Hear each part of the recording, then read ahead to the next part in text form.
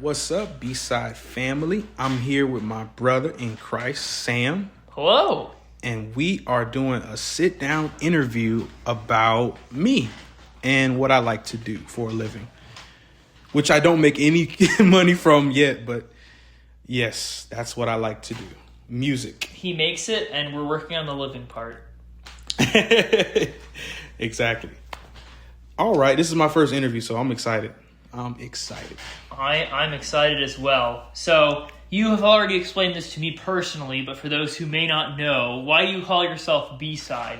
I call myself BeeSide because I like vinyls and I just like the name. I like when you turn over the record and they usually have records that they're not on the radio, or they might be on the radio depending on what album, but usually my favorite artists, they have like really cool B-sides. And I think my artistic approach is try to make stuff that isn't always radio ready or isn't like necessarily a hit, but it's like I love it and it may be unconventional. So that's why I call myself B-side. It looks cool in all caps too.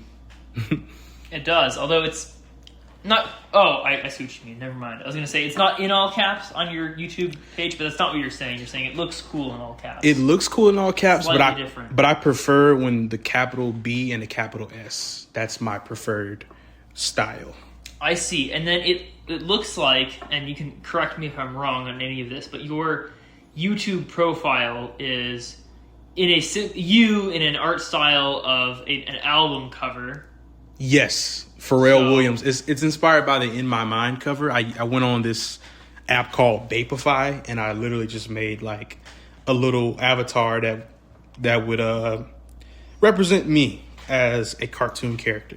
It actually looks better than the ones on the actual album cover, I gotta say. Thank you. I don't know if that's saying a whole lot. For those of you are audio only listeners, if you look this up at home, it is not a super challenging art style to imitate. It's not. But no, Kingston did a good job with his little guy. Thank you. I wish I could do better shoes. I don't really wear red shoes. You know what? We get what we can get. Maybe he's in the land of Oz or something like that. Yeah, exactly. Okay. Mm-hmm.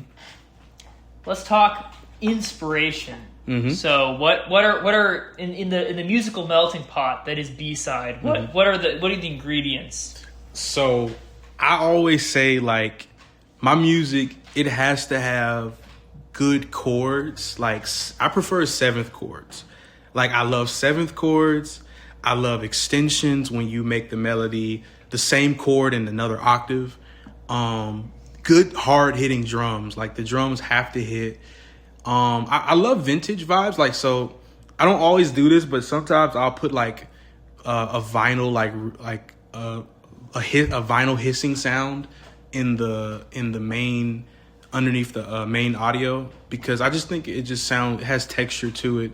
I really like soul. I love R&B. I love jazz. And on the electronic side, I love drum and bass. I like break beat stuff, breakcore, anything of that nature. Like, because it's so bright, colorful, and I love crunchy music, if that makes sense. Crunchy music. My favorite artists are Ramera, Chase USA, Stevie Wonder, Keith Stanton. He's a contemporary gospel artist. And Tyler, the Creator. I love those artists because they do exactly what I try to do. Sometimes, like, I just want to zone out and make just really weird skater music, if that makes sense. Like, yeah. No, I think that's totally fair. So in terms of, in the categories you've given, maybe real music is not the right term, but they're more, I think, established and mainstream. Do you also, especially, maybe this is more on your album covers, but are you influenced also by a lot of more like digitized music, so like vaporwave and a lot? Does that also play an influence, or is it mainly those previous ones you've listed? So yeah, vaporwave actually does play a part, like, because I really like sampling. I like taking audio that isn't mine and creating something brand new with it. Virgil Abloh, he had a quote where he says, like, I'm not quoting him verbatim, but the idea of what he was saying was like, you take 5% of something or 10% of something that's already there, and you add 90% of something new, and boom, now you have something new. Instead of just trying to do something brand new from scratch, like you take something already established and you kind of build on it. And that's what I want to do. Like, I want to take my favorite artists. They are really inspired by other things, and they take something that was already there and they expand on it. And I think that's really brilliant. Nice. Yeah. Okay, this is a question I heard on another podcast, and the people on the podcast made fun of the question, but I actually think it's a good one. Mm-hmm. What is your no-skip album? So a no-skip album is defined as an album that you like to listen to all the way through, not necessarily because every single song is a hit, but because the album is very cohesive and it all works together. I'm not going to lie. As of recently, Flower Boy has been that for me, and Igor. And the reason why I say that is because the sound palette that he uses is pretty consistent. I remember watching on the Dissect podcast, they were talking about how the chords are, he would sometimes borrow a chord from another scale and he'll put it at the end of the chord progression, and he'll keep doing that for each song. And I just feel like the chords on Flower Boy, each song, like Boredom, he uses the electric piano a lot, and I love how the chord progressions are they're very warm sounding. It sounds like how the album cover looks. So Flower Boy for me is a no skip album for sure. Okay, I'm gonna look this up because I've actually never heard of it. You said Flower, not Flower, Flower Boy album. Okay, it's Tyler. Oh, with the bees. Mm-hmm. Okay, it would have to be the clean version. Ah, okay. Yeah. All right. Nice. Yep, that's it. This is very interesting. So I think one thing I've noticed is that your titles, firstly, they're always in all caps. Yeah. I guess whoever is when you come up with that, you're yelling in your head or something. Yeah. But what is your logic behind making a album cover? Because as far as I'm aware, and I've not listened to all your music, I've listened to some of it, but there aren't any really lyrics, mm-hmm. or if there are lyrics, it's kind of like something that's like repeated or remixed. Mm-hmm. So how do you decide what the name is? So the photo almost gives away the title for me. Like the photo, like especially like if you look at The Calling, when I did The Calling beat, she literally is holding a cell phone. She is, yes. But it's also representative of like a spiritual call, like. And I thought that was a really cool like imagery that kind of represented something spiritual. Yeah. Because I really want to do a lot of different things when it comes to like lyrically. That's why I take so long with making actual songs. Like I have something working on in the cut before my debut, and I want to take my time with it, because not only do I want to write, because I've been writing lyrics almost every day, but I want to also perform it a certain way where people can enjoy it, but it's also like helpful spiritually. Like I want people to be helped. Like I want people to welcome to my world of faith. You know what I mean? This is what I like. You know what I mean? This is who I am. BeeSide. I'm a believer, Christian. You know, and that's what I want people to. I want people to experience my life through even just a little bit of literature that I have. So yeah, it takes a long time for me to write songs. I think it's because I want to be so careful with how I want to present myself to the world forever. Because once I release it and them waves are on the interwebs, I don't want to take it down, because I've done that too many times.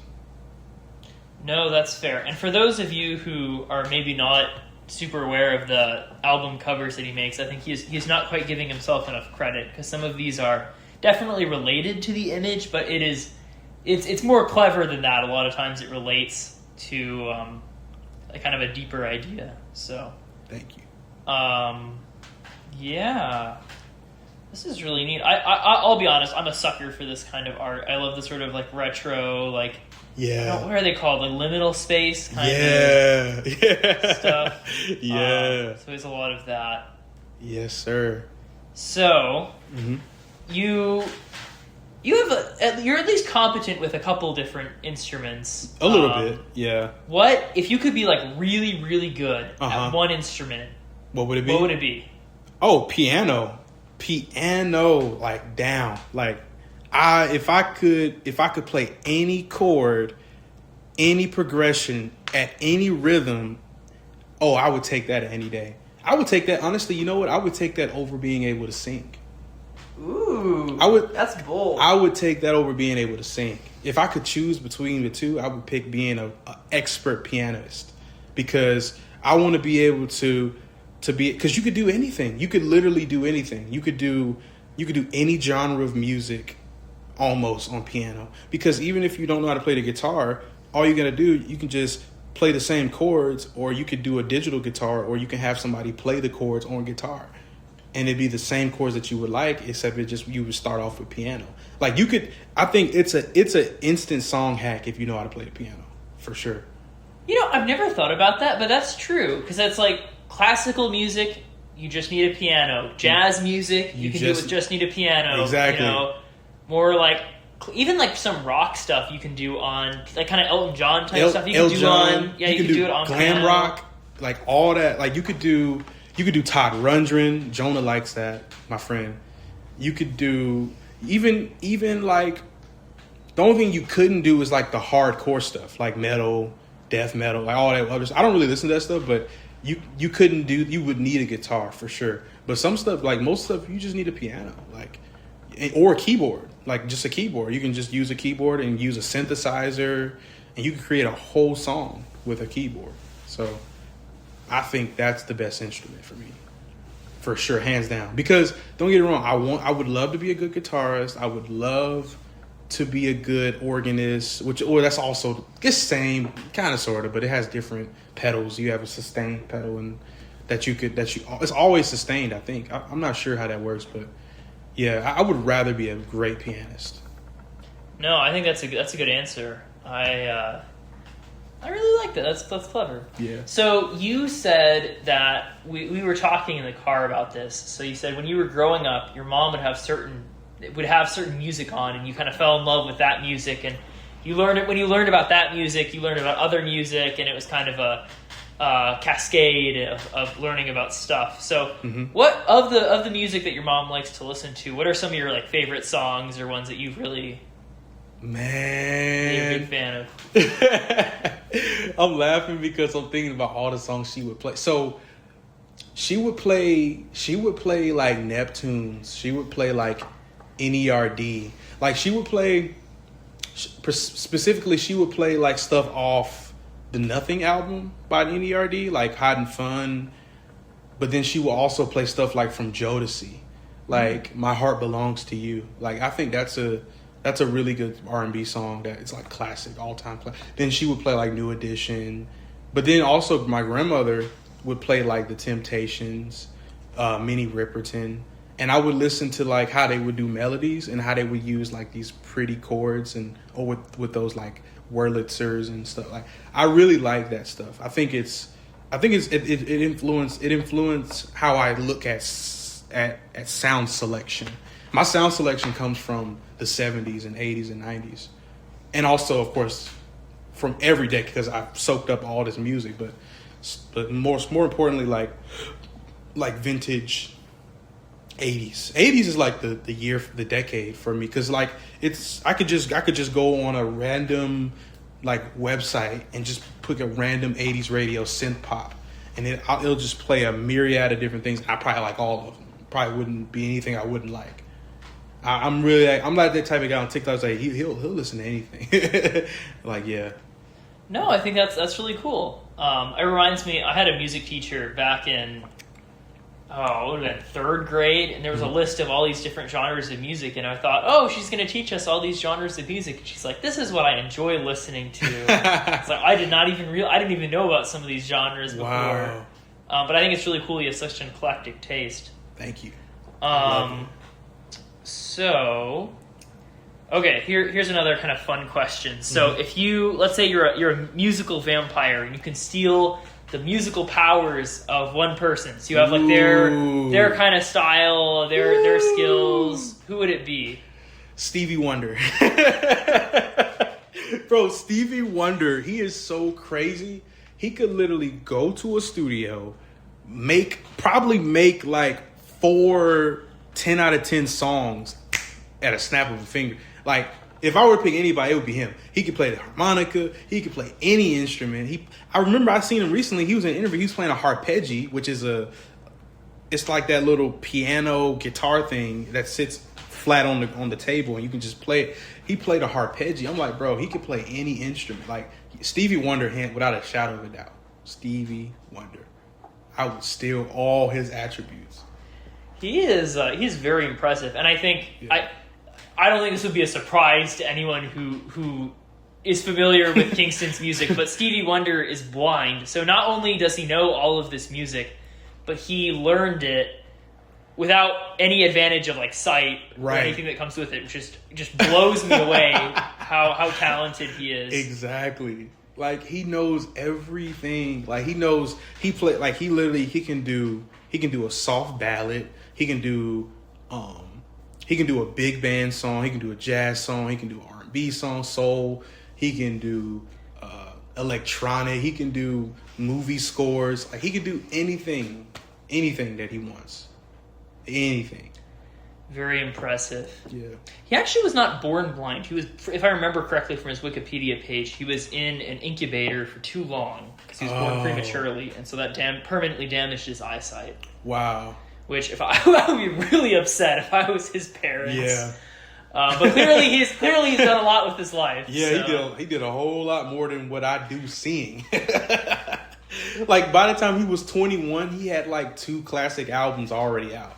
He had music. I think he was like 21 when Talking Book came out or something like that, and Music of My Mind, and those were like one of his greatest albums.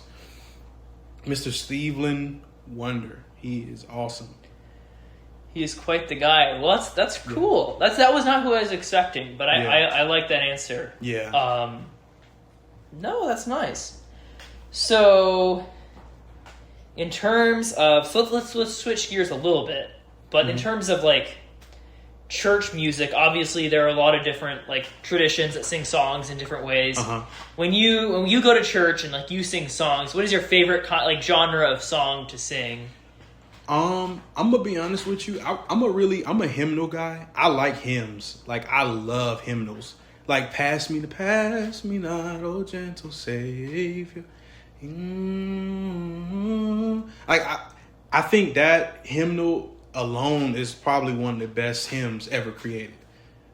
Amazing Grace too, because of the lyrics. The lyrics are very heavy, but pass me not. But see, here's the thing. There's a song I really like. I think it's I might be wrong. I think it's the Mississippi Mass Choir. They got a song called Jesus Promised. And that song is just, it's amazing. Like, it's really good. Like, because it starts off, like, it's very, I like the upbeat gospel. I really like upbeat gospel. Like, the slower ones, they make you want to cry. But the faster ones, they make you want to just dance and be like, yeah, I love God. Yeah. That's really cool. I think you should make a gospel or a hymns album or something. I had that idea tucked into my back of my head, but I was like, I got to figure out how am I going to redux these chords in a modern way. I see. Because it's hard, because sometimes I don't want to just do a ballad because everybody, like, first of all, y'all sing better than me. Second of all, like, I want to do something that like is in my style, but it's hymnal, you know. No, that's fair. I think you're pretty proficient at singing. Thank you. At least in my impression, I know the answer to this already. But what is in terms of food? What's your favorite food? Mac and cheese and yams. Mac and cheese, and if you can just give me that, I know I would probably not live very long, but but you'd be happy. But I would be happy if you gave me that every day. Mac and cheese, yams, fried chicken. That's like the 3 food groups, right? Yeah, you get protein, you get starch, and you get sugar. That would be. That's a crazy combo. Yeah.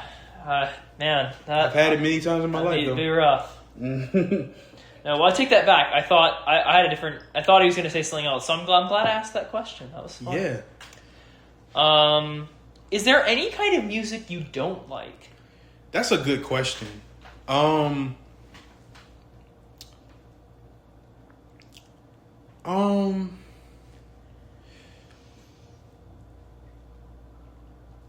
not really big on country music.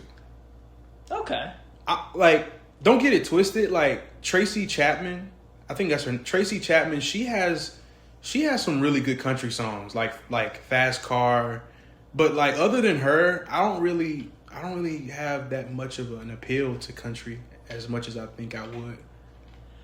No, that's fair. I feel like country is very like divisive. I feel like most people either love it or hate it, and I think even within groups, I feel like most people who like jazz, I feel like can listen to a pretty wide selection of jazz music and at least like moderately enjoy it. Right. But I feel like with country, a lot of it is like you like there's like the 10% that you really like, and then the 90% that you just can't stand. Right. I think a lot of people feel that way.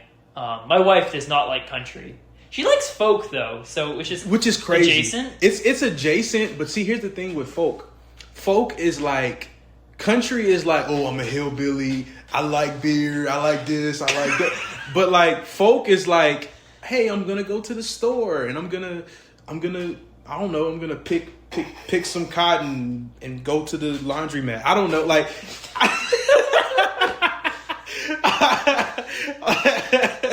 Like folk music is 10 times better than country, and I don't know why. It's better. It's just because I don't know what it is about the music choices.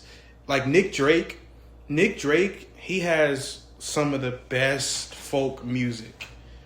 Like it's an album it's called Brighter Later, which is crazy because that album. If I'm not mistaken, he actually he was like disappointed in himself. I might be wrong. Please, like, internet check me. But like he might have he made that album and I think he said he compromised his like creativity, but it's so good. Like it's so good to me because it has these swooshing string melodies that come in and out, and I think his singing, the subject matter, the songs are really cool. I think, and the album cover is very inspirational too. I like the album cover, especially the oval with him sitting on the chair with his guitar. I think that's really cool. Purple background. Interesting. Yeah. Okay. Yeah, that's very interesting. Yeah. Let's see. Can I come up with any more questions? That's the real question. Ask me anything. Anything. This is my first actual interview.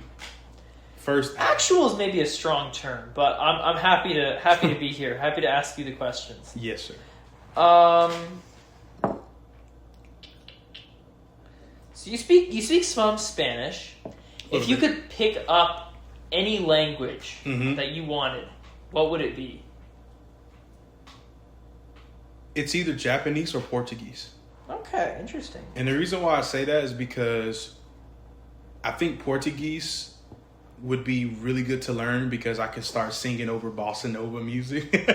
And then Japanese, I want to go to Japan one day and I can talk to every stranger without feeling like, and then they'll be like, wow, he speaks my language and he doesn't butcher it. That'd be impressive. I think Japanese is considered the most difficult language for an English speaker to learn. Yeah. So if you can do that, you're doing well. Right. You're doing well. Very well. Do you or actually I should just ask this, have you ever released an album, and if not, do you intend to in the future, or do you want to just release singles? That's a really good question. So I haven't released an album with songs. With every song on the album is in an instrumental. I've released beat tapes and I've taken them down, but I've never released the actual album. And I am gearing up for something. I don't want to say the name of it because I want it to be like a surprise. All right. But I have an album in the works, and I also have an EP in the works. And I'm trying to introduce myself to the world in a way that is integral with my faith, but also integral with my artistic ability. I respect that. Yeah. Okay, I had a question that I was going to ask you and I forgot. Hence if I could come up with more questions. And I remember it now. So one thing I have noticed, and maybe this is more in country music, which you've stated you don't really like that much. So maybe you just have not noticed this. But I feel like I think it's more noticeable in country music, like modern country, but I feel like a lot of music nowadays is very like kind of genre bending, or it has a lot more, maybe homogeneity is the wrong term, but it feels like a lot of country has like an R&B rhythm to it now if you listen to it. And a lot of like there are a lot of people who are rappers but like also country singers. Right. And there's a lot of music is kind of getting mixed together. Would you agree with that take, or do you think that 1000%.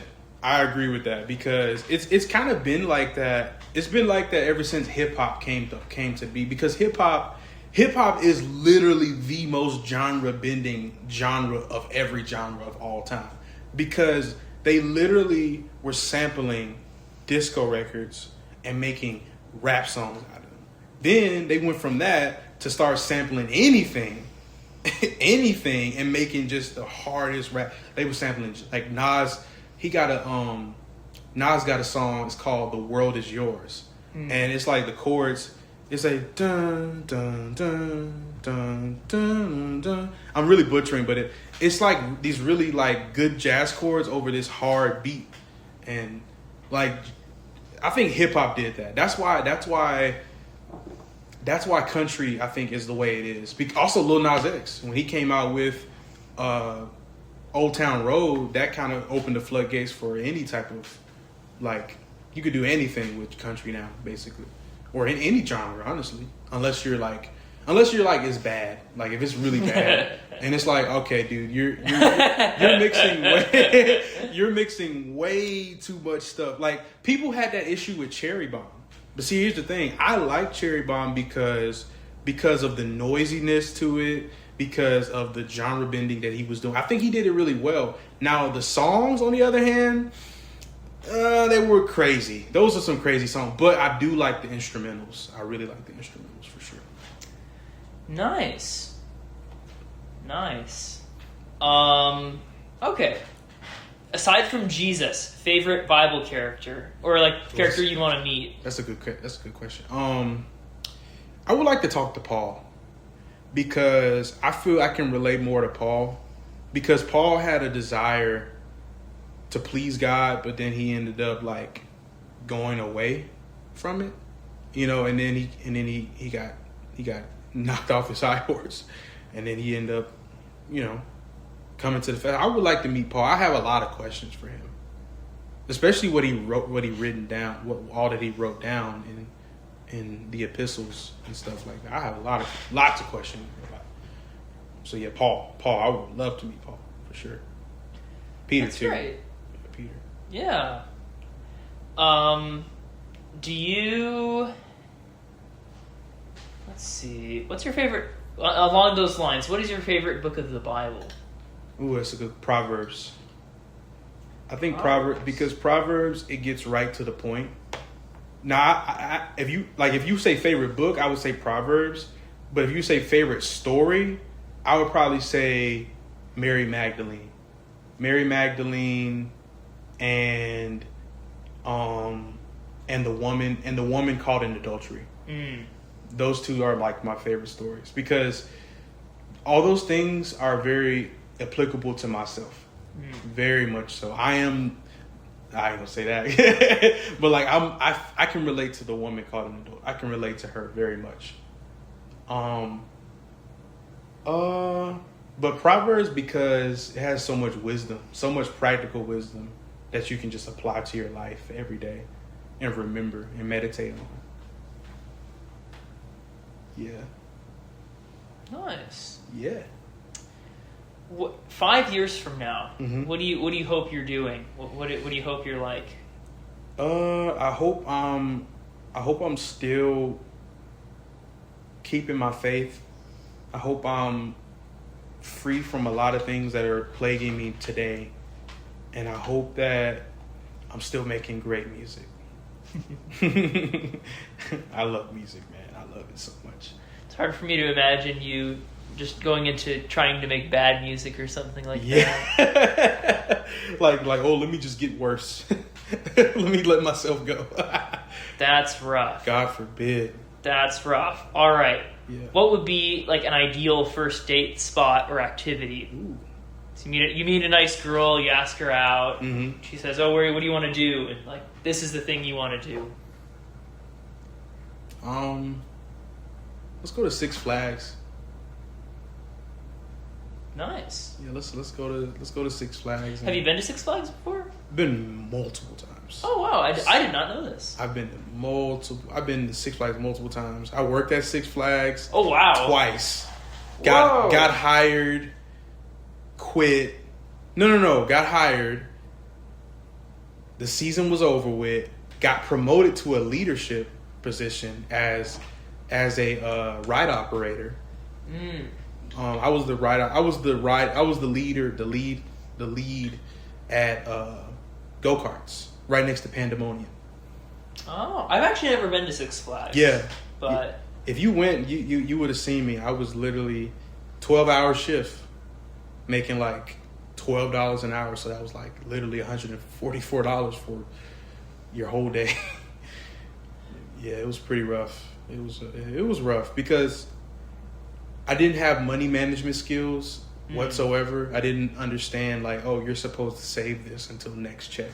You're not supposed to just blow it. I literally lived right next to my job, and I still blew all my money because I was so lazy. I couldn't just walk home. I had to get an Uber home because I was just so lazy, and I couldn't. And I didn't want to. And I always had to eat out. I couldn't just eat what was in the fridge. I had to just order online. I was like, I didn't. Honestly, if I could go back in time, I would. I mean, I don't regret anything because God, He caught me where I was. But if I were to go back in time, I would be more frugal with money. Way more. But because nice. It comes and goes. It comes and goes. You have it and you don't. You have it and you don't. Well, speaking of time, this in going back in time, I think this question probably appeals to me more as a white man than it would necessarily to you. But if you could travel back to any point in history and see an event, what would it be? This sounds very... No, I ain't gonna say that. I was gonna say Woodstock 99 to go see that concert. Hey, you know? But no, okay, all right. If I were to go back in any time, I would go see Tyler on his Igor concert. Because, see, here's the thing. He will never wear that wig. He will never wear that suit again. And I never got to see that. And when he does those album cuts, he got so much work out that he does it for probably 1 or 2 minutes, and then he goes to the next song. So I would go 2019 when Igor first came out, and I would go and buy 10 tickets to go see him in 10 different cities. Wow, I didn't realize you were a big Tyler the Creator fan. I am, dude. I am. I literally bought all his albums at one point. I had every album, all the way from his first to Call Me If You Get Lost. But then moving, and you kind of lose stuff because you don't have a storage. So you had the vinyl records? No, actually, I had every CD. I had every Tyler CD. I even had, all you Romero fans, I had Romero's first EP and his first debut album. But I lost it because I threw it away. No. Okay, so here's the thing. I had went through a phase where I stopped listening to non-Christian music, but then I was but see, here's the thing. I realized, you know what? In the comfort of your home, in your own ears, it's safe. You know what I mean? Just don't do everything that, but I lost all of them, dude. I'm so mad about that. I had all their albums, and it's like a time artifact. But hey, maybe I can find it on eBay one day. One day. Yeah. Perhaps one day. Yeah. Well, I don't have any other questions. Are there any other questions that you want me to ask, though? Can I ask you a question? Sure. Oh, I thought somebody was at the door. No. Oh. I think we would know. Yeah. Anyway, go ahead. Favorite song before you was a Christian and after, and why? Oof. I think my favorite song before I was a Christian.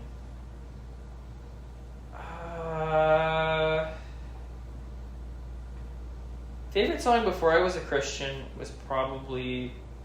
Okay, so about my music taste. So for those of you who don't know, which I'm guessing is either no one or everyone who is listening to this, I have 2 younger brothers, and I joke that each son in the family has a different specific part of my dad, and so I have a lot of his music taste. So it is extremely like the music I like is very, very similar to my father's. One of his favorite artists is a UK kind of, I guess, alternative 80s band called Talk Talk. Talk Talk. And they have I'm not as big of a fan of them as my dad is, because my dad likes their later albums, and they get like really out there. Like we're talking like 9-minute songs with like 2 very slow, not a lot going on. It's something else. Wow. But my favorite song is either "It's My Life" or "Life's What You Make It."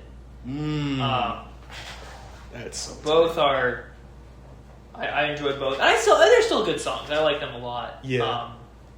Fun fact: the music, if you watch the music video, you'll notice that they have a lot of dots over the guy's mouth. Really? That's because he refused. He had some disagreement with the company, and so he agreed to be in the music video, but he refused to say anything or sing at all. And so they just edited it in post. They added a bunch of like little squiggles over his mouth and stuff.